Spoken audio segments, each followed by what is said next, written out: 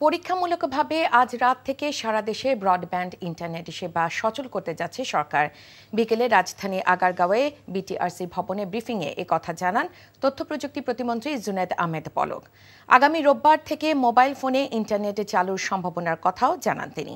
মইদুল ইসলামের রিপোর্ট। এখন জন্ম সনদ দিয়ে খোলো বিকাশ স্টুডেন্ট অ্যাকাউন্ট। নিজের বিকাশ নিজে কর। সাম্প্রতিক সহিংসতার ঘটনায় বন্ধ থাকার পর মঙ্গলবার রাত থেকে অগ্রাধিকার ভিত্তিতে খাত ও অঞ্চলকে গুরুত্ব দিয়ে ব্রডব্যান্ড ইন্টারনেট সঞ্চালন শুরু হয় দেশে।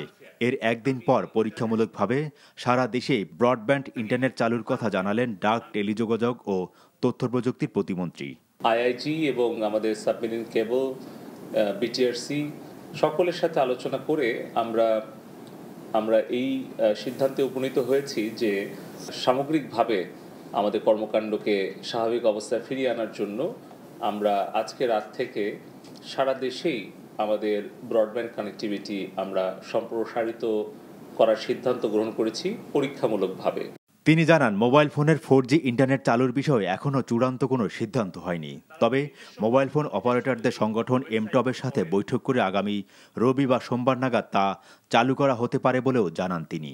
আমরা পর্যালোচনা করে আগামী শুক্র অথবা শনিবারে এমটবের সাথে বৈঠক করে তাদের যে প্রস্তুতি এবং তাদের যে সক্ষমতা এটা বিবেচনায় নিয়ে আমরা চেষ্টা করছি যে আগামী রবি সোমবারের মধ্যে যাতে করে আমরা মোবাইল নেটওয়ার্কটাও আমরা 4Gটা সবার কাছে নিয়ে আসতে পারি আগামী সপ্তাহে। তার জন্য আমরা প্রচেষ্টা চালাচ্ছি। প্রতিমন্ত্রী আরও জানান, ফেসবুক, ইউটিউব সহ সামাজিক যোগাযোগ মাধ্যম কবে নাগাদ পুরোপুরি দেশের মানুষ ব্যবহার করতে পারবেন সে বিষয়ে ওইসব প্রতিষ্ঠানের সাথে আলোচনার ভিত্তিতে সিদ্ধান্ত নেওয়া হবে। মইদুল ইসলাম, এনটিভি নিউজ, ঢাকা। এখন জন্ম সনদ দিয়ে খোলো বিকাশ স্টুডেন্ট অ্যাকাউন্ট। নিজের বিকাশ নিজে কর।